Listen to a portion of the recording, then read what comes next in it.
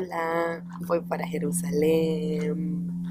Sí, yo pensé que yo siempre lo pronuncio Jerusalén, pero es Jerusalén. Jerusalén. Miren, allá al fondo se ve Tel Aviv. Este es el tren. Chivo, vea. Bueno, ahí no se puede leer nada, parece poseída la pantalla. Y bueno, es como en El Salvador, ¿saben? Hora pico, tráfico, ven, muchos carros que vienen. Y bueno, aquí voy, gente. Eh, a ver qué onda, vea, porque es primera vez que voy a Jerusalén en mi vida. Y ahí está el muro de los lamentos. Así que quiero ir a ver. También están los lugares históricos donde estuvo Jesús, así que bueno, Jerusalén se pinta bien. Este es el camino para Jerusalén, la ventana está un poco chuca, pero ignórenla. Así que bueno, gente, se pinta como una gran aventura, estoy muy emocionada y como pueden ver, esta es la parte de adentro del tren y del otro lado también tenemos tierra. Gente, he llegado a Jerusalén. Y esto se pinta como una gran aventura, ¿saben? Porque Jerusalén está en las tierras oficialmente llamadas de Israel, pero se encuentra súper cerca de la parte del Western Bank. El Western Bank todavía es tierra palestina, entonces Jerusalén se vuelve un punto de encuentro entre ambas regiones. Me pasó algo bien loco y me siento mal. No, lo que pasa es que estaba sentada como esperando el bus y no sabía cuánto valía.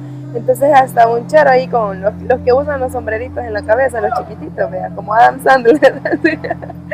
Y la cosa es que estaba escuchando música, entonces vine yo y dije, bueno, le voy a tocar el hombro, ¿sabes? O sea, con un dedo. Entonces le toqué el hombro y no me hizo caso. Y yo dije, bueno, quizás lo toqué muy suave.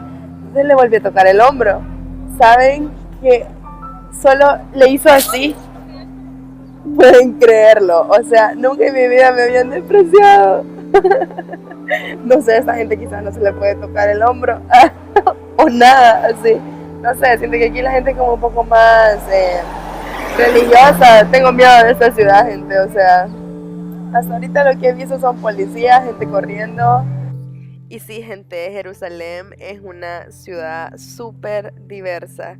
O sea, podemos ver militares, podemos ver policías, podemos ver gente vendiendo, así como en el mercado, personas, mujeres utilizando la burka, personas utilizando el kipá o el traje del judaísmo, que es como un turbante que utilizan las mujeres que son bien religiosas, y los típicos jeans del cristianismo, así, crucifijos, o sea, podés ver de todo. Y eso es lo que es súper interesante de esta tierra, de este pedazo de Palestina, Israel, y es que aquí confluyen las tres religiones monoteístas más importantes, el Islam, el judaísmo y el cristianismo.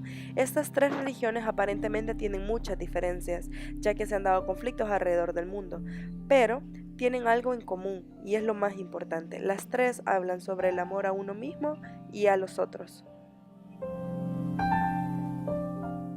Otra cosa importante que tiene Jerusalén es que se puede ver plasmado el conflicto entre Palestina e Israel.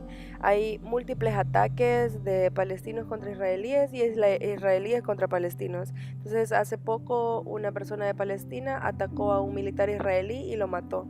Y luego los militares israelíes lo mataron a este.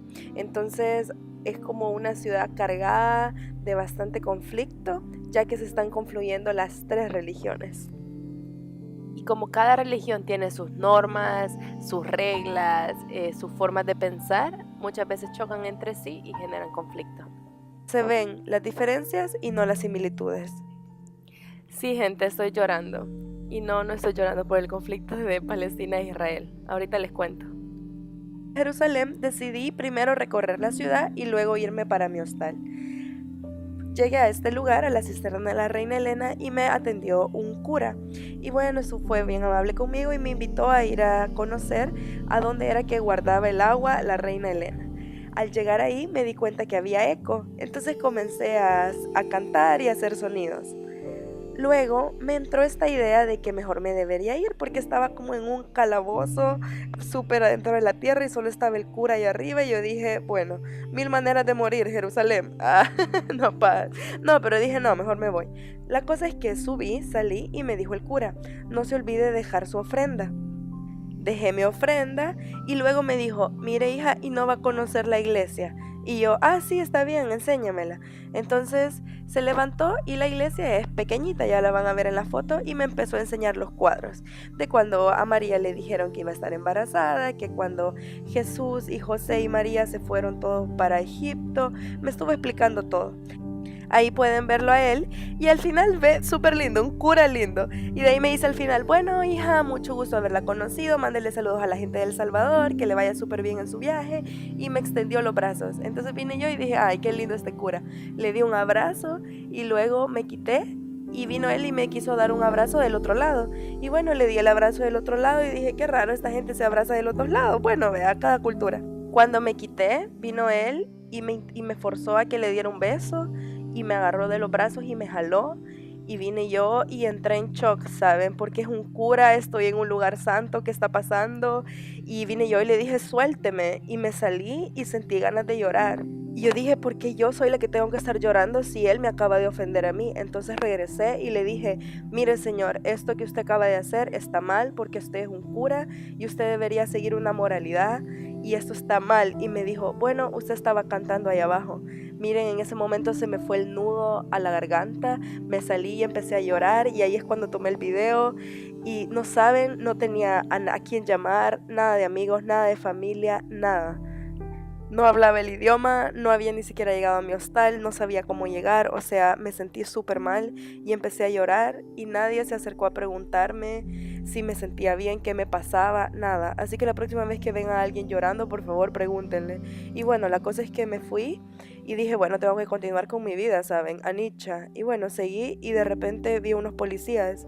Y yo dije, bueno, si yo dejo que las cosas se queden así, este señor le va a volver a hacer lo mismo a otra persona. Y puede ser que la otra persona no se defienda, ¿saben? Entonces fui donde la policía, llamé al señor que ven ahí caminando, empecé a hablar con él y empecé a llorar. Y me dijo, ¿necesitas hablar con una mujer policía? Y le dije sí, y me presentó a la mujer que va a la par de él. Y le conté la historia y me dijeron quién es. Y les traté de explicar, pero no entendían. Entonces les dije, les voy a enseñar quién es. Miren, con un gran miedo regresé con 3 policías, la mujer policía, y les dije, este es el señor, y lo señalé. Miren, me sentí Judas, no, no, pero en serio, fue como un gran miedo, gente, enfrentarlo. Y luego me llevaron a la oficina de policía y tuve que hacer la declaración. Estuve 3 horas declarando, tomaron nota, se portaron súper buena onda porque me dieron un traductor, porque como no hablaba el idioma, entonces yo le tenía que decir a la traductora y la traductora lo escribía, se lo decía al policía y el policía lo escribía. Al final, bueno, hice lo que sentí que era mejor, que es alzar la voz, no importa el país, no importa la condición, no importa nada, gente, siempre hay que denunciar las injusticias. Y bueno, termino con esta imagen porque para mí fue bastante conmovedor, porque después de este momento bien difícil por la noche, yo conocí a una persona que fue muy amable conmigo, tenía una tienda de alfombras y de un montón de cosas árabes, y me invitó a caminar por la noche. Y yo dije, bueno Andy, la verdad es que uno no se tiene que cerrar por una mala experiencia, así que bueno, me di la oportunidad y pude ver esta escena tan linda que a pesar de que me pasó algo malo, todavía existen los niños jugando, los niños riendo, y eso me llenó el corazón de mucha alegría, porque aunque hay dolor, también hay amor. Así que bueno gente, el viaje de Anicha continúa.